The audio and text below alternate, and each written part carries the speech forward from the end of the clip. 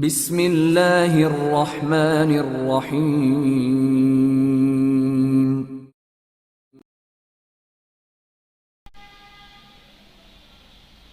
Golden send Imran series, مصنف مظہر کلیم M اے۔ دروازے میں ایک الجھے بالوں اور موٹے شیشے کی اینک پہنے ایک آدمی اندر داخل ہوا تھا۔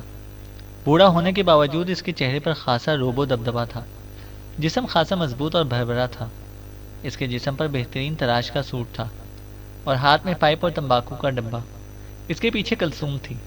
ان کے اندر داخل ہوتے ہی عمران اور سپر فیاض دونوں ہی کھڑے ہو گئے۔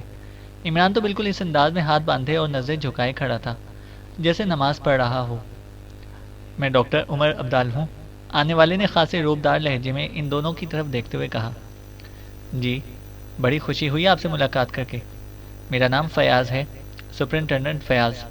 میں پاکیشیا کی سینٹرل انٹیلیجنس میں سپرنٹینڈنٹ ہوں، لیکن میں سرکاری طور پر نہیں آیا، چھٹی لے کر آیا ہوں۔ یہ علی عمران ہے، بڑا اچھا نوجوان ہے، بہت شریف ہے۔ اس کا کردار تو جناب اتنا اعلیٰ اور اتنا بے داغ ہے کہ شاید آپ کا بھی نہ ہو۔ اوہ سوری، میرا مطلب ہے کہ بے حد اعلیٰ۔ یہ جناب بہت خاندانی آدمی ہیں۔ میرا مطلب ہے کہ انتہائی اعلیٰ خاندان، آپ تو جانتے ہی ہیں۔ سر رحمان آپ کے دوست ہیں، یہ ان کا اکلوتا بیٹا ہے۔ فیاض شاید ڈاکٹر کے روب و دبدبے اور اس کے ساتھ کھڑی کلثوم کے بے پناہ حسن کی وجہ سے اس قدر بوکھلا گیا تھا کہ مسلسل اوٹ پٹانگ جملے بولے جا رہا تھا۔ تو رحمان نے تم جیسے احمق کو اپنے محکمے کا سپرنٹینڈنٹ بنا رکھا ہے؟ مجھے اس سے یہ امید نہ تھی۔ اور یہ اس کا بیٹا؟ یہ تو اس کا بیٹا ہی نہیں لگ رہا، مجھے تو اس کا ملازم لگ رہا ہے، ڈاکٹر عمر ابدال نے منہ بناتے ہوئے کہا، اور پھر آگے بڑھ کر ان دونوں سے مسافہ کرنے کی بجائے صوفے پر بیٹھ گیا۔ اسے ان دونوں کو بھی بیٹھنے کے لیے نہ کہا تھا، البتہ اسے کلثوم کو ساتھ بیٹھنے کا اشارہ ضرور کر دیا، اور کلثوم بڑی دلچسپ نظروں سے سامنے ملزموں کی طرح کھڑے ان دونوں کو دیکھتی ہوئی اپنے باپ کے ساتھ بیٹھ گئی۔ بیٹھ جاؤ تم دونوں، اور مجھے بتاؤ کہ تم یہاں کیوں آئے ہو؟ مجھے رحمان نے فون کیا تھا کہ وہ 2 خاص آدمیوں کو بھیج جائے۔ اس وقت میں خاص کا مطلب نہیں سمجھا تھا، لیکن اب تم دونوں کی شکلیں دیکھ کر مجھے لفظ خاص کے معنی سمجھ آ گئے ہیں۔ میں رحمان سے بات کروں گا۔ کیا پوری دنیا میں مذاق کرنے کے لیے میں ہی رہ گیا ہوں؟ ڈاکٹر عمر ابدال کا چہرہ سرخ ہو گیا تھا اور اس کا لہجہ سخت سے سخت ہوتا جا رہا تھا۔ جناب، کس کی جرت ہے کہ کسی رنڈوے سے مذاق کر سکے؟ جو مذاق کی جرت کرنے والی کو زمین میں دفن کر آیا ہو، اس کے ساتھ مذاق؟ توبہ توبہ، عمران نے بڑے سہمے ہوئے لہجے میں کہا، اور ساتھ ہی اس نے اس طرح دونوں گال پیٹنے شروع کر دیے جیسے چھوٹے بچے توبہ کرتے وقت ایکشن کرتے ہیں۔ شٹ اپ احمق، نان سینس، تمہیں تمیز ہے بات کرنے کی؟ کون رنڈوا ہے؟ کس کی بات کر رہے ہو؟ عمر ابدال نے غصے سے دھاڑتے ہوئے کہا۔ او جناب، واقعی ایسا ہوتا ہے، لیکن آہستہ آہستہ اللہ میاں صبر دے دیتا ہے۔ بزرگ کہتے ہیں کہ صبر اس آسمان سے بارش کی طرح برستا ہے، بس شرط یہ ہے کہ آپ اس بارش میں چھتری لے کر نہ کھڑے ہو جائیں۔ ویسے ماشاء اللہ کیا خوبصورت گاتی تھی مرحومہ، لیکن جناب یہ لوگوں کی رائے تھی، مجھے تو کبھی سمجھ ہی نہیں آیا ان کا گانا۔ انہیں بلبل عرب کہا جاتا تھا، ویسے اصولاً تو مرحومہ کو بلبل افریقہ کہنا چاہیے تھا، کیونکہ جناب مصر تو بر اعظم افریقہ میں ہے۔ عمران کی زبان چل پڑی، اور اب ڈاکٹر عمر ابدال کے ساتھ ساتھ کلثوم اور فیاض دونوں حیرت سے عمران کو دیکھ رہے تھے، کیونکہ عمران کی بات شاید ان میں سے کسی کی سمجھ میں بھی نہ آ رہی تھی۔ مرحومہ گاتی تھی؟ بلبل افریقہ؟ آخر تم کیا بکواس کر رہے ہو؟ کیا تم پاگل ہو؟ ڈاکٹر عمر ابدال اس بری طرح چیخا کہ ڈرائنگ روم گونج اٹھا۔ اوہ اوہ، اتنا شوق! اوہ، واقعی مرحومہ سے آپ کی بے پناہ محبت کی نشانی ہے، لیکن جناب اللہ میاں بے نیاز ہے، کس کی مجال ہے کہ اس کے سامنے دم مار سکے، اور مارنا بھی چاہے تو اللہ میاں فوراً بے دم کر دیتا ہے۔ ویسے جناب میں نے بے دم کہا ہے، بے دم نہیں کہا، لیکن ایک بات ہے، مرحومہ کے بعد آپ باقی بے دم ہو ہی گئے ہوں گے۔ عمران کی زبان ایک بار پھر چل پڑی، اب شاید غصہ ڈاکٹر عمر ابدال کی برداشت سے باہر ہو گیا۔ You shut up naan sense, دفع ہو جاؤ یہاں سے، نکل جاؤ فوراً، گیٹ آؤٹ یو بلڈی فول۔ عمر ابدال اچھل کر کھڑا ہو گیا، اس کا چہرہ غصے کی شدت سے بری طرح پھڑکنے لگا تھا۔ کلثوم بھی اس کے ساتھ ہی کھڑی ہو گئی۔ ڈیڈی ڈیڈی پلیز، آپ کا بلڈ پریشر، پلیز آپ اپنے آپ کو کنٹرول میں رکھیں۔ کلثوم نے ڈاکٹر عمر ابدال کا بازو پکڑتے ہوئے کہا۔ ان کو باہر نکالو، ابھی، اسی وقت، ڈاکٹر عمر ابدال نے چیخ کر کہا۔ آپ پلیز جائیں، کلثوم نے ہونٹ کاٹتے ہوئے عمران اور فیاض سے مخاطب ہو کر کہا۔ جی بہت بہتر، اگر ہماری جانے سے ان کا بلڈ پریشر کنٹرول میں آ جاتا ہے تو ٹھیک ہے، ہم چلے جاتے ہیں۔ چلو بذریعہ خطی یہ ہمیں بتا دیں گے کہ کون کون سی تنظیمیں کتبے چوری کر کے ان کا بلڈ پریشر ہائی کرتی رہتی ہیں؟ عمران نے منہ بناتے ہوئے کہا اور اٹھ کر دروازے کی طرف بڑھنے لگا۔ اوہ اوہ، ادھر آؤ واپس، کیا کہہ رہے ہو تم؟ ڈاکٹر عمر عبدال نے یکلخت انتہائی حیرت بھرے لہجے میں کہا۔ جناب، ابھی آپ کے ذہن پر مرحومہ کا صدمہ باقی ہے، جب آپ کو صبر آ جائے گا تبھی آپ سے بات ہوگی، عمران نے منہ بناتے ہوئے کہا۔ آخر تم بکواس کس کی کر رہے ہو؟ کس مرحومہ کی بات کر رہے ہو؟ ڈاکٹر عمر عبدال نے بری طرح پیر پٹکتے ہوئے کہا۔ جی، ان کا نام کلثوم ہے نا، تو ام کلثوم کہلاتی تھیں۔ بڑی عظیم گلوکارہ تھیں، لیکن اب آدمی تو بے بس ہے نا، عمران نے کلثوم کی طرف اشارہ کرتے ہوئے کہا، اور ڈاکٹر عمر عبدال چند لمحے تو خاموش کھڑے رہے، پھر یکلخ اس طرح کہکا مار کر ہنسنے لگے کہ وسیع و عریض ڈرائنگ روم گونج اٹھا، اور کلثوم ان کے اس طرح کے کہکہے پر اس بری طرح اچھلی کہ جیسے اس کے پیروں تلے بم پھٹ گیا ہو۔ ڈیڈی پلیز، کیا ہو گیا ہے آپ کو؟ کلثوم کے چہرے پر شدید بوکھلاہٹ کے آثار نمایاں ہو گئے تھے۔ یقیناً وہ یہ سمجھی تھی کہ ڈاکٹر کا شدید غصے کی وجہ سے ذہن پلٹ گیا ہے۔ عجیب بات ہے، لوگ دھاڑے مار مار کر روتے ہیں اور یہ کہے مار مار کر غم غلط کر رہے ہیں۔ انسانی نفسیات بھی واقعی عجیب چیز ہے، عمران نے بڑے معصوم سے لہجے میں کہا۔ بیٹھو۔ اوہ، اب میں سمجھا، تو تم مجھ سے ام کلثوم کی وفات پر تعزیت کر رہے تھے؟ اوہ، اس لیے تم ایسی باتیں کر رہے تھے؟ ڈاکٹر عمر عبدال نے بری طرح ہنستے ہوئے کہا۔ اوہ، تو کیا وہ زندہ ہیں؟ اوہ، پھر تو واقعی آپ ہمدردی کے مستحق ہیں۔ جن کی بیگم زندہ ہو ان سے تو ہمدردی کرنا فرض بتایا جاتا ہے، لیکن میرا خیال ہے کہ میں نے کسی سے سنا تھا کہ وہ وفات پا گئی ہیں، عمران نے حیرت بھرے لہجے میں کہا۔ سنو مسٹر، میری بیٹی کا نام کلثوم ضرور ہے، لیکن میری بیوی وہ ام کلثوم نہیں ہے، وہ مشہور عرب مغنیہ جس کی تم بات کر رہے ہو، اور مجھے نہیں معلوم کہ وہ زندہ ہے یا نہیں، ڈاکٹر عمر عبدال نے اپنے آپ پر کنٹرول کرتے ہوئے اس بار سنجیدہ لہجے میں کہا۔ وہ اور کلثوم دوبارہ صوفے پر بیٹھ چکے تھے۔ یعنی یہ کلثوم ہے لیکن وہ ام کلثوم نہیں ہے؟ کمال ہے، یہ کیسے ہو سکتا ہے؟ ماں کے بغیر بیٹی؟ پھر تو یہ معجزہ ہے، حضرت عیسیٰ تو باپ کے بغیر تھے، لیکن اور یہ بغیر ماں کے؟ کمال ہے، واقعی کمال ہے۔ عمران نے آنکھیں پھاڑ پھاڑ کر اس طرح سامنے بیٹھی کلثوم کو دیکھنا شروع کر دیا جیسے اسے واقعی اس کی موجودگی کا یقین نہ آ رہا ہو۔ تمہیں غلط فہمی ہوئی ہے، ان کی ماں کا نام رابعہ ہے اور وہ ام کلثوم نہیں کہلاتی۔ ضروری نہیں کہ ہر کلثوم کی ماں ام کلثوم ہی کہلائے۔ ڈاکٹر عمر عبدال نے اب عمران کو اس طرح سمجھانا شروع کر دیا جیسے بڑے بچوں کو سمجھاتے ہیں۔ اوہ، تو یہ اس لیے آپ سے تعزیت کر رہے تھے؟ اس بار کلثوم بھی ہنس پڑی، شاید بات اب اس کی سمجھ میں آئی تھی۔ تمہارا نام سن کر اسے غلط فہمی ہو گئی، بہرحال چھوڑو۔ ہاں، تم کس کتبے اور کس تنظیم کی بات کر رہے تھے؟ ڈاکٹر عمر عبدال نے سنجیدہ ہوتے ہوئے کہا۔ جی، میں تو قبر کے کتبے اور رنڈووں کی تنظیم کی بات کر رہا تھا، اب مجھے کیا معلوم تھا کہ یہ بغیر ماں کے ہیں۔ بہرحال بڑا دلچسپ اور حیرت انگیز انکشاف ہے، میرے خیال میں دنیا کا یہ پہلا واقعہ ہوگا کہ بغیر ماں کی بیٹی۔ واہ ڈاکٹر صاحب، پھر تو ان کے شوہر خوش قسمت ہوں گے، عمران نے کہا۔ کیا بکواس کر رہے ہو؟ کیا مطلب؟ کیا تمہارا کوئی پیچ واقعی ڈھیلا ہے؟ ڈاکٹر عمر عبدال کو دوبارہ غصہ آنے لگ گیا تھا۔ جی، اس میں غصہ کرنے والی کون سی بات ہے؟ یہ تو اپنی اپنی قسمت کی بات ہے۔ ایک تو حضرت آدم تھے جن کی کوئی ساس نہ تھی، اور دوسرا ان کا ہونے والا شوہر ہوگا۔ واہ، ساس کے بغیر داماد، کمال ہے خوش قسمتی کی، عمران نے سر ہلاتے ہوئے کہا، اور ڈاکٹر عمر عبدال ایک بار پھر کہکا مار کر ہنس پڑے۔ ڈیڈی، مجھے اجازت دیجیے، کلثوم نے انتہائی غصیلے لہجے میں کہا۔ اچھا، یعنی ابھی ایسی لڑکیاں دنیا میں ہیں جو باقاعدہ باپ سے اجازت لیتی ہیں؟ کمال ہے، میں تو یہی دیکھا کہ شادی کر کے ڈیڈی سے یہ کہتی ہیں، ہیلو ڈیڈی، ان سے ملیے، یہ میرے شوہر ہیں علی عمران، عمران نے منہ بناتے ہوئے کہا۔ یو شٹ اپ، تمہاری زبان ہے یا کینچی؟ تمہیں تمیز ہی نہیں بات کرنے کی، کلثوم نے انتہائی غصیلے لہجے میں کہا۔ میں تو بطور مثال کہہ رہا تھا، آپ بے شک اجازت لے لیجیے، اب ڈاکٹر صاحب نے منع تھوڑی کرنا ہے۔ کیوں ڈاکٹر صاحب؟ عمران نے بڑے معصوم سے لہجے میں ڈاکٹر کی طرف دیکھتے ہوئے کہا، اور ڈاکٹر عمر عبدال ایک بار پھر ہنس پڑا۔ کسی وقت تو تم مجھے انتہائی ذہین اور گہرے آدمی لگتے ہو، اور کسی وقت تم واقعی احمقوں جیسی باتیں کرنے لگ جاتے ہو۔ بیبی، یہ میرے انتہائی گہرے دوست رحمان کا لڑکا ہے، اس لیے اگر اس نے کہہ بھی دیا ہے تو اس میں بری بات کیا ہے؟ ڈاکٹر عمر عبدال بھی مسکراتے ہوئے بولے۔ او ڈیڈی، آپ بھی کمال کرتے ہیں، میں اس احمق سے شادی کروں گی، کلثوم نے بڑی بے باکی سے جواب دیتے ہوئے کہا۔ نہیں، بالکل نہیں، آپ کیوں احمق سے شادی کریں گی؟ احمق ہی آپ سے شادی کرے گا، عمران نے فوراً کہا۔ اور ڈاکٹر عمر عبدال عمران کے ذو معنی فکرے پر ایک بار پھر کھلکھلا کر ہنس پڑے۔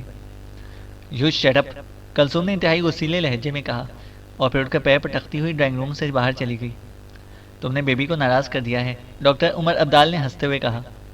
جو ناراض ہو جاتا ہے وہی خوش بھی ہوتا ہے، جسے ناراض ہونا نہیں آتا اسے خوش ہونا بھی نہیں آتا، عمران نے بڑے فلسفیانہ لہجے میں جواب دیا، اور ڈاکٹر عمر عبدال چونک کر غور سے عمران کو دیکھنے لگے۔ اوہ، انتہائی حیرت انگیز، تم واقعی بےحد گہرے ہو، اس لیے واقعی تم خاص آدمی ہو۔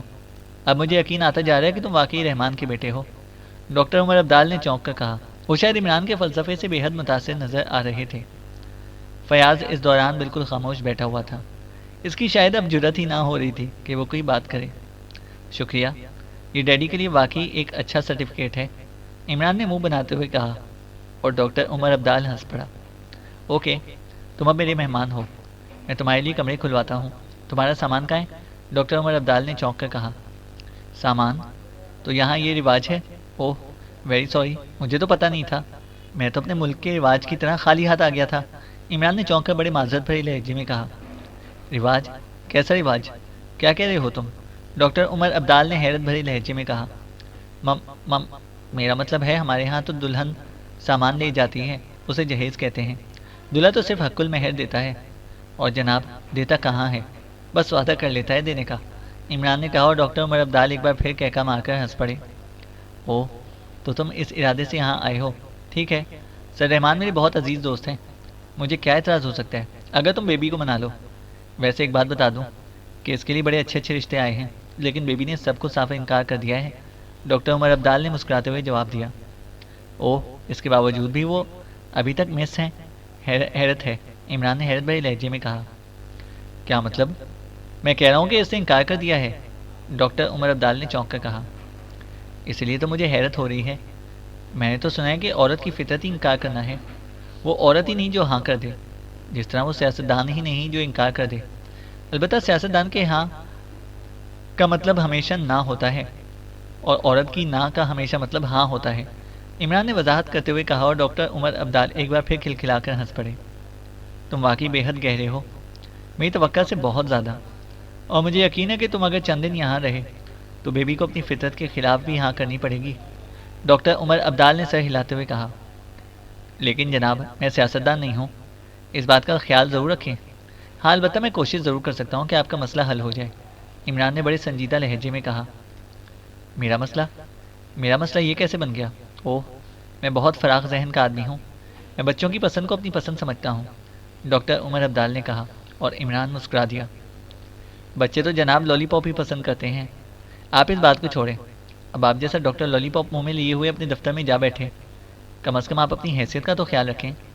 ویسے آپ اتنی تو بتا ہی سکیں گے کہ آپ کو شک کس پر ہے، کسی ایک کا نام تو آپ لے لیں گے، ہمارے ملک کا تو یہی رواج ہے، پولیس کو چوروں کے باقاعدہ نام بتانے پڑتے ہیں، ورنہ وہ پرچہ ہی درج نہیں کرتے، اس لیے تو وہاں نجومیوں کا دھندا زوروں پر ہے، جس کی چوری ہو وہ پہلے نجومی کے پاس جاتا ہے، اسے بہت لمبی چوڑی فیس ادا کرتا ہے، ایک کالی بکری بھی بطور نظر پیش کرتا ہے، پھر وہ نجومی اسے چوروں کے نام بتاتا ہے، اور وہ آدمی تب پولیس والوں کو یہ نام بتاتا ہے، پولیس تفتیش کرتی ہے، چوروں کو پکڑ لیتی ہے، لیکن چور کی بجائے نجومی کے پاس جانے کے پولیس کو فیس ادا کر دیتے ہیں، اور ان کا نام کٹ جاتا ہے، اور جس کی چوری ہوتی ہے وہ بیچارہ نئے ناموں کے لیے پھر نجومی کے پاس جاتا ہے، اور عمران کی زبان واقعی میرٹ کی کینچی سے بھی زیادہ تیزی سے چل رہی تھی۔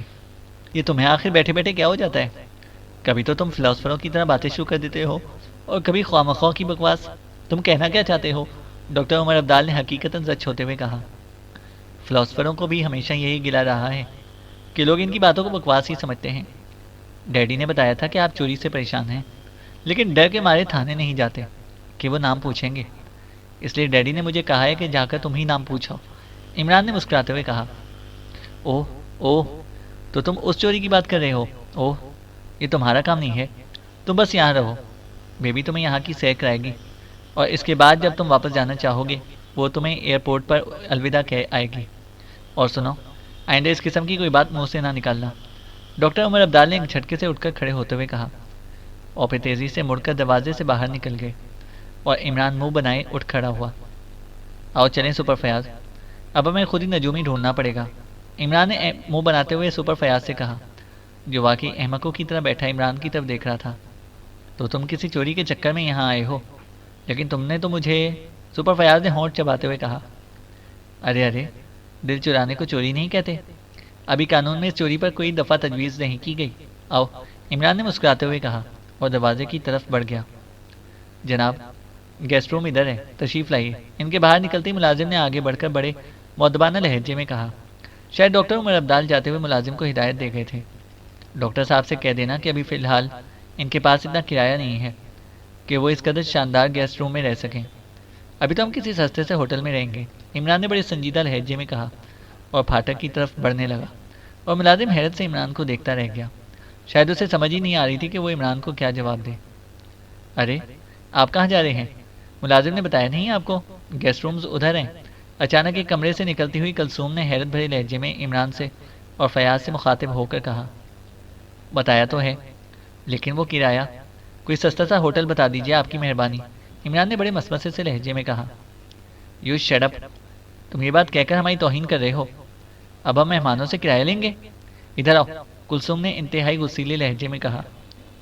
یعنی کہ مفت رہائش؟ واہ سپر فیاض، اسے کہتے ہیں خوش قسمتی، پردیس میں مفت رہائش، عمران نے مسکراتے ہوئے کہا۔ تم شاید جان بوجھ کر اپنے آپ کو احمق پوز کرنے کی کوشش کرتے رہتے ہو، ویسے اتنے احمق ہو بھی نہیں، اس بار کلثوم نے مسکراتے ہوئے کہا۔ مبارک ہو سپر فیاض، مبارک ہو، میں نہ کہتا تھا کہ پتھر کو جونک لگ سکتی ہے، عمران نے بڑے مسرت بھرے لہجے میں فیاض سے مخاطب ہو کر کہا، اور فیاض بے اختیار ہنس پڑا۔ کلثومی نے اپنے ساتھ لے کر عمارت کے شمالی حصے کی طرف آئی، یہاں واقعی انتہائی جدید اور خوبصورت گیسٹ ہاؤسز کا پورا بلاک موجود تھا۔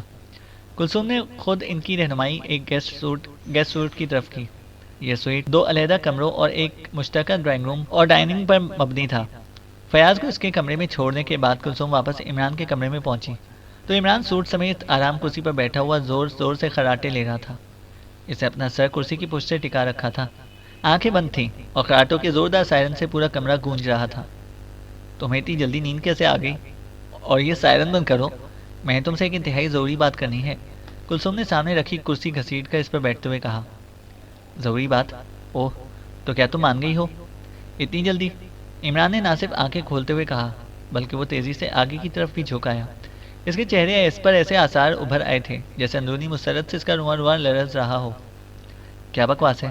سنو، میرے ساتھ سیدھی بات کرو، میں نے کل رحمان سے بات کر لی ہے، کلثوم نے ہونٹ چباتے ہوئے کہا۔ ڈیڈی سے بات کر لی ہے؟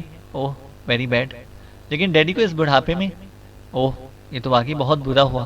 اوہ، عمران نے اس طرح منہ بناتے ہوئے کہا جیسے اس کے حلق میں بیک وقت سینکڑوں کونین کی گولیاں پھنس گئی ہوں۔ نان سینس، تم انتہائی احمق اور کمینے ہو، بدتمیز، وہ میرے انکل ہیں۔ اس بار واقعی کلثوم شرمندہ ہو گئی۔ لاہور والا، اگر تم ابھی سے انہیں بدتمیز انکل کہہ رہی ہو تو بعد میں تو نہ جانے ان کا کیا حشر کرو گی۔ یہ سن لو کہ مجھے اپنے سے زیادہ اپنے والدین کی عزت عزیز ہے، عمران نے منہ بناتے ہوئے کہا۔ اوہ، تم سے تو بات کرنا ہی عذاب ہے، نہ جانے کس مٹی کے بنے ہوئے ہو، احمق آدمی۔ میں یہ بات کر رہی ہوں کہ میں نے انکل سے بات کی ہے، انکل نے بتایا کہ ڈیڈی یہاں کسی سرکاری کتبے کی چوری کے چکر میں پھنس گئے ہیں اور تم پاکستانی سیکرٹ سروس کے لیے کام کرتے ہو، اس لیے انہوں نے تمہیں ڈیڈی کی امداد کے لیے بھیجا ہے۔ اب مجھے تفصیل بتاؤ کیا چکر ہے؟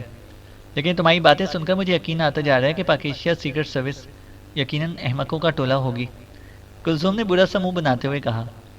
بالکل بالکل، تمہارا تجربہ بالکل درست ہے، میں بھی یہی کہتا ہوں، لیکن کوئی مانتا ہی نہیں، سب مجھے یہ احمق کہہ کر اپنا دل خوش کرتے رہتے ہیں۔ چلو کسی بات پر تو ہم آہنگی ہوئی، باقی باتوں میں بھی آہستہ آہستہ ہو جائے گی، عمران نے اس بات میں زور زور سے سر ہلاتے ہوئے کہا، اور کلثوم بے اختیار ہنس پڑی۔ پہلے تو تم یہ بات کان کھول کر سن لو کہ میں ہرگز ہرگز تمہارے ساتھ شادی نہیں کروں گی، بالکل نہیں کروں گی، کبھی نہیں کروں گی، سمجھے؟ کلثوم نے گلا پھاڑ کر اور چیخ چیخ کر کہنا شروع کر دیا۔ آہستہ بولو، میں تمہاری طرح بہرا نہیں ہوں۔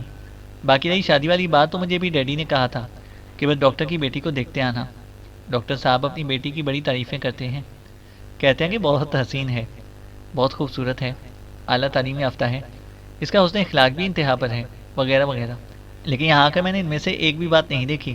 ویسے تو ہر باپ اپنی بیٹی کو چاند کا ٹکڑا ہی کہتا رہتا ہے تاکہ بیچاری کی کسی نہ کسی جگہ شادی ہو جائے اور اس کے گلے سے عذاب اتر کر دوسرے کے گلے میں پڑ جائے، لیکن چلو چاند کا ٹکڑا نہ صحیح، ریزہ تو ہو، یہاں تو اتنی بھی بات نہیں ہے، عمران نے منہ بناتے ہوئے کہا، اور کلثوم کا چہرہ غصے سے سرخ ہونے لگ گیا۔ تمہاری یہ جرت کہ تم میری توہین کرو گے؟ جانتے ہو کہ پورے مصر کے نوجوان مجھ سے شادی کی حسرت میں مر رہے ہیں، اور تم میری توہین کر رہے ہو؟ کلثوم نے غصے سے کانپتے ہوئے لہجے میں کہا۔ ایسے نوجوانوں کو مرنا ہی چاہیے۔ میرے خیال میں یہاں کے نوجوانوں کی نظریں بہت کمزور ہیں، انہیں بادام کھانا چاہیے، کیا خیال ہے؟ عمران نے مسکراتے ہوئے کہا۔ میں تمہیں گولی مار دوں گی، سمجھے؟ اب اگر کوئی بکواس کی، میں تمہیں صرف اس لیے برداشت کر رہی ہوں کہ ڈیڈی کس چکر میں پھنس گئے ہیں۔ میں تو ان سے لاکھ پوچھا ہے، وہ کچھ بتاتے ہی نہیں۔ اگر ڈیڈی کا مسئلہ درمیان میں نہ ہوتا تو میں خود تمہیں دھکے مار مار کر یہاں سے باہر نکال دیتی۔ کلثوم واقعی بے پناہ غصے کے عالم میں بول رہی تھی۔ تمہارے ڈیڈی تو بڑے فراخ دل ہیں، میری ان سے بات ہوئی ہے، وہ تو ظالم سماج کا کردار ادا کرنے پر تیار نہیں ہے، اس کے باوجود تمہیں ان کے درمیان میں ہونے پر اعتراض ہے۔ سچ کہتے ہیں آج کل کی لڑکیاں بہت خودسر ہو گئی ہیں، عمران نے بڑے دھیمے اور ٹھنڈے لہجے میں جواب دیا، اور کلثوم اس طرح ہونٹ بھیج کر اسے دیکھنے لگی جیسے ابھی اٹھ کر بھوکے عقاب کی طرح اس پر جھپٹ پڑے گی۔ لیکن عمران کے چہرے پر وہی احمقانہ معصومیت کا دریا بہہ رہا تھا۔ تم شاید دنیا کے سب سے بڑے ڈھیٹ ہو، ورنہ تمہاری جگہ کوئی اور ہوتا تو غیرت سے اب تک زمین میں 10 بار دفن ہو چکا ہوتا۔ آخر کلثوم نے بےچارگی کے سے انداز میں ہنستے ہوئے کہا۔ تم ہاں کر دو تو میں 10 بار کیا 50 بار بھی دفن ہونے کے لیے تیار ہوں، عمران نے بڑے سادہ سے لہجے میں کہا۔ پھر وہی بات، میں کہہ رہی ہوں کہ اس موضوع پر بات مت کرو۔ پہلے تو شاید میں سوچتی بھی صحیح، لیکن جس طرح تم نے میرے متعلق جو کچھ کہا ہے، اس کے بعد تو میں اس موضوع پر سوچنا بھی گوارا نہیں کر سکتی، کلثوم نے ایک بار پھر جھنجھلاتے ہوئے کہا۔ سوچنے کی ضرورت ہی کیا ہے؟ اس سے اچھا موقع تمہارے لیے اور کب آ سکتا ہے؟ اور یہ موقع تمہارے ہاتھ سے نکل گیا تو پھر باقی عمر اپنے سر پر سفید بال گنتی رہ جاؤ گی، عمران نے منہ بناتے ہوئے جواب دیا۔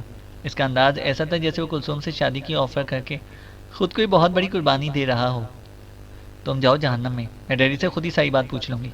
کلثوم جھنجھلاہٹ کے آخری پوائنٹ پر پہنچ چکی تھی، چنانچہ وہ پیر پٹکتی ہوئی اٹھی اور دروازے کی طرف مڑ گئی۔ عمران نے دوبارہ کرسی کی پشت سے سر ٹکایا، اور اس سے پہلے کہ کلثوم بیرونی دروازے تک پہنچتی، اس کے خراٹوں کا سائرن پہلے سے بھی زیادہ گونجدار آواز میں بجنے لگا۔ کلثوم دروازے کے قریب پہنچ کر رکی، اور پھر واپس مڑ کر اس قدر تیزی سے عمران کی طرف جھپٹی جیسے واقعی کوئی بھوکا عقاب کسی ننھی سی چڑیا پر جھپٹتا ہے۔ ارے اتنی تیزی سے مت چلا کرو، ہمارے ہاں کی بڑی بوڑھیاں لڑکیوں کو اتنی تیزی سے نہیں چلنے دیتی۔ ان کا خیال ہے کہ لڑکیاں تیز چلیں تو حیا اور شرم اس تیز رفتاری کا ساتھ نہیں دے سکتی، عمران نے فوراً ہی آنکھیں کھول کر کہا، اور کلثوم جو غصے کی شدت سے آگے بڑھ رہی تھی پھر ٹھٹک کر رک گئی۔ تم نہ جانے کیا مصیبت ہو، یا اللہ، ڈیڈی نے مجھے کس عذاب میں پھنسا دیا ہے، کلثوم نے بری طرح جھنجھلائے ہوئے لہجے میں کہا۔ بالکل یہی فکرے، بالکل یہی فکرے، بعد میں مجھے کہنے پڑیں گے، عمران نے سر ہلاتے ہوئے کہا، اور اس بار کلثوم بے اختیار ہنس پڑی۔ خدا کے لیے مسٹر، خدا کے لیے مجھے معاف کر دو، میں ڈیڈی کی وجہ سے بے حد پریشان ہوں، پلیز میرے حال پر رحم کرو۔ کلثوم نے دوبارہ کرسی پر بیٹھتے ہوئے باقاعدہ ہاتھ جوڑ کر کہنا شروع کر دیا، اور عمران اس کے اس انداز پر سمجھ گیا کہ اب اگر کلثوم کو مزید تنگ کیا گیا تو یقیناً وہ دیوار میں ٹکر مار دے گی۔ تم آثار قدیمہ کے کس شعبے میں اسپیشلائز کر رہی ہو؟ عمران نے اچانک انتہائی سنجیدہ لہجے میں پوچھا، اور کلثوم بری طرح چونک کر اسے دیکھنے لگی۔ عمران کا چہرہ واقعی اس قدر تیزی سے بدل سکتا تھا، اسے کیا معلوم کہ اس کا واسطہ کس سے پڑ گیا ہے؟ قدیم مصری تاریخ میں، کلثوم نے جلدی سے جواب دیا۔ اچھا، پھر بتاؤ کہ کلوپیترا کی ناک کی جڑ اور نوک کے درمیان کون سا زاویہ بنتا تھا؟ عمران نے معصوم سے لہجے میں کہا، اور کلثوم اس کی بات سن کر کھلکھلا کر ہنس پڑی۔ نہیں آتا؟ اچھا، یہ بتا دو کہ اگر کلوپیترا کی ناک کی نوک 1 انچ کے 1000ویں حصے کی حد تک بھی اگر دائیں یا بائیں طرف کو جھکی ہوئی ہوتی تو کلوپیترا ملکہ بننے کی بجائے کیا ہوتی؟ عمران نے دوسرا سوال کیا۔ لعنت بھیجو کلوپیترا پر، میں پوچھ رہی ہوں کہ ڈیڈی کس چکر میں پھنس گئے ہیں، مجھے تفصیل بتاؤ، کلثوم نے ایک بار پھر جھنجھلائے ہوئے لہجے میں کہا۔ وہی تو بتا رہا ہوں، تمہارے ڈیڈی کلوپیترا کی ناک کے زاویے کے چکر میں پھنسے ہوئے ہیں، انہیں ایک کتبہ ملا ہے جس میں اس کی ناک کا زاویہ درج تھا، اور وہ کتبہ چرا لیا گیا، اور تمہارے ڈیڈی بضد ہیں کہ وہ کتبہ واپس لایا جائے تاکہ کلوپیترا کی ناک کے صحیح زاویے کا وہ اعلان کر کے دنیا کو بتا سکیں کہ کلوپیترا تو خواہ مخواہ حسینہ عالم مشہور تھی، اس سے زیادہ اچھا زاویہ تو میری بیٹی کلثوم کی ناک کا ہے، عمران نے جواب دیا، اور کلثوم نہ چاہنے کے باوجود بے اختیار ہنس پڑی۔ بکواس کرنے میں شاید تم ورلڈ چیمپئن ہو، کلثوم نے ہنستے ہوئے کہا۔ ایسا صرف پہلے محسوس ہوتا ہے، بعد میں تو تم ہی وکٹری اسٹینڈ پر کھڑی نظر آؤ گی، عمران نے مسکراتے ہوئے جواب دیا۔ تو مطلب یہ ہے کہ کوئی کتبہ چوری ہوا ہے، ٹھیک ہے، اب میں اسے تلاش کر لوں گی، یقیناً عبد المقصود گروپ کا کام ہوگا، کلثوم نے اٹھتے ہوئے انتہائی سنجیدہ لہجے میں کہا۔ عبد المقصود گروپ؟ تمہیں اس پر کیسے شک گزرا؟ عبد المقصود گروپ تو صرف نوادرات کی اسمگلنگ تک ہی محدود ہے، عمران نے بھی چونک کر کہا، اور کلثوم مڑتے مڑتے ایک بار پھر رک گئی۔ اس کے چہرے پر انتہائی حیرت کے آثار ابھر آئے تھے۔ تم اس گروپ کو کیسے جانتے ہو؟ کیا تم پہلے مصر آ چکے ہو؟ کلثوم نے انتہائی حیرت بھرے لہجے میں کہا۔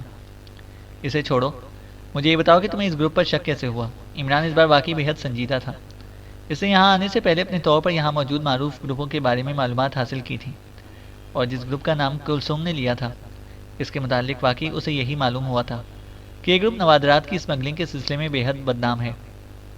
عبد المقصود کو میں جانتی ہوں، اسے میرے رشتے کے لیے ڈیڈی سے کہا تھا۔ وہ بظاہر یہاں کا ایک بہت بڑا رئیس زادہ ہے۔ قاہرہ میں اس کے 2 عظیم الشان ہوٹل ہیں، اور شاید میں راضی بھی ہو جاتی، لیکن مجھے میری یونیورسٹی کے ایک سہیلی نے اس کے متعلق تفصیل سے بتا دیا۔ میری یہ سہیلی اس کی پرائیویٹ سیکرٹری رہ چکی ہے۔ اس نے اس کو بے حد خراب کیا، اسے شادی کے لالچ دے دے کر خراب کرتا رہا، اور جب اس کا دل بھر گیا تو اسے لات مار کر نوکری سے باہر نکال دیا۔ اس نے مجھے بتایا کہ عبد المقصود بہت بڑا مجرم ہے، اس نے پورا گروپ بنایا ہوا ہے، اور وہ بڑے بھیانک جرائم کرتا ہے، لیکن بظاہر وہ بہت شریف لگتا ہے۔ اس کی حقیقت معلوم ہونے پر میں نے ڈیڈی کو اس رشتے کے بارے میں صاف انکار کر دیا۔ اس کے بعد عبد المقصود یونیورسٹی آیا تھا۔ اس نے مجھے دھمکی دی کہ وہ مجھ سے اور میرے ڈیڈی سے اس کا انکار کا عبرتناک انتقام لے گا۔ مجھے یقین ہے کہ یہ ساری حرکت اس کمینے نے کی ہوگی۔ میں اس کے دفتر میں جا کے اس کے سر پر جوتیاں ماروں گی۔ میں دیکھوں گی کہ وہ خطبہ کیسے واپس نہیں کرتا۔ کلثوم نے انتہائی جذباتی لہجے میں تفصیل بتاتے ہوئے کہا، اور عمران دل میں ہنس پڑا۔ کلثوم بھی عام لڑکیوں کی طرح انتہائی جذباتی تھی، لیکن اب عمران کو یہ بھی معلوم ہو گیا تھا کہ وہ باوجود بے باک اور جدید ہونے کے اندر سے قطعاً سادہ لوح قسم کی لڑکی ہے، ورنہ وہ اس قسم کی جذباتی بات نہ کرتی۔ جوتیاں بے شک مارو، مجھے کوئی اعتراض نہیں ہے۔ مجھے ایسی لڑکیاں بے حد پسند ہیں جو سوائے اپنے ہونے والے شوہر کے باقی سب مردوں کے سروں پر جوتیاں مارتی رہتی ہیں۔ اس طرح وہ دوسروں کو ہی جوتیاں مار مار کر اتنا تھک جاتی ہیں کہ شوہر کی باری ہی نہیں آتی۔ لیکن یہ کام عبد المقصود گروپ یا اس کے گروپ کا نہیں ہے، کیونکہ جہاں تک میری معلومات کا تعلق ہے وہ صرف اسمگلنگ کا دھندا کرتا ہے، اور یہ کسی ایسے گروپ کا کام ہے جو مدفون مقبرے کھود کر نوادرات اڑاتا ہے۔ عمران نے منہ بناتے ہوئے کہا۔ اوہ، تو پھر ہو سکتا ہے یہ ڈان گروپ کا کام ہو۔ ایک بار ڈیڈی کے اسسٹنٹ اور ڈیڈی کے درمیان ہونے والی گفتگو میں نے اچانک سن لی تھی۔ وہ ایسے ہی مجرم گروپ کی باتیں کر رہے تھے، کلثوم نے جواب دیا۔ کون سے اسسٹنٹ کی بات کر رہی ہو؟ عمران نے چونک کر پوچھا۔ عبد الفتاح کی، وہ ڈیڈی کا دست راست تھا، کلثوم نے ہونٹ چباتے ہوئے جواب دیا۔ تھا کا کیا مطلب؟ عمران نے چونک کر پوچھا۔ تھا کا مطلب ہوتا ہے کہ اب نہیں ہے۔ تمہیں اتنی بھی عقل نہیں ہے؟ وہ مر گیا ہے، ایک ایکسیڈنٹ میں مر گیا ہے، کلثوم نے منہ بناتے ہوئے جواب دیا۔ کتنا عرصہ ہوا؟ عمران نے پوچھا۔ 2 ماہ تو ہو گئے ہوں گے۔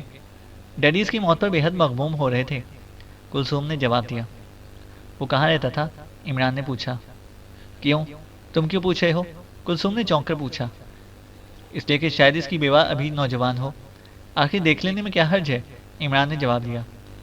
تم اس کی بیوہ سے شادی کرو گے؟ تم یہی کہہ رہے ہو نا؟ یہی تمہارا مطلب ہے؟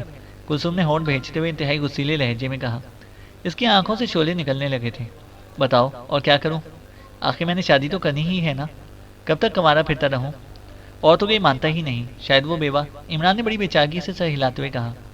ہوں، تو تم اس سے شادی کرو گے؟ ٹھیک، اب تمہیں کرنی پڑے گی اس سے شادی۔ چلو اٹھو، ابھی اسی وقت۔ اگر تم نے اس سے شادی نہ کی تو میں تمہیں اس کے سامنے گولی مار دوں گی، ایک لمحہ بھی دیر نہ کروں گی، کلثوم نے بھڑکتے ہوئے لہجے میں کہا۔ اور اگر تمہاری طرح اس نے بھی انکار کر دیا تب؟ عمران نے منہ بناتے ہوئے کہا۔ اگر اس نے انکار کر دیا تو میں کروں گی تم سے شادی، یہ میرا وعدہ رہا۔ وہ کیسے انکار کرے گی؟ اس کی جرت ہے کہ وہ انکار کرے؟ چلو اٹھو، ابھی چلو، کلثوم نے پیر پٹکتے ہوئے کہا۔ وہ گواہ اور مولوی صاحب، ان کا کیا ہوگا؟ عمران نے وسوسے سے لہجے میں کہا۔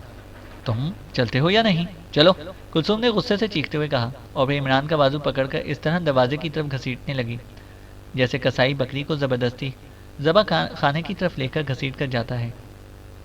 چینل کو سبسکرائب کریں اور بیل آئیکن کو پریس کریں تاکہ ہماری ہر اپڈیٹ آپ کو بر وقت مل سکے۔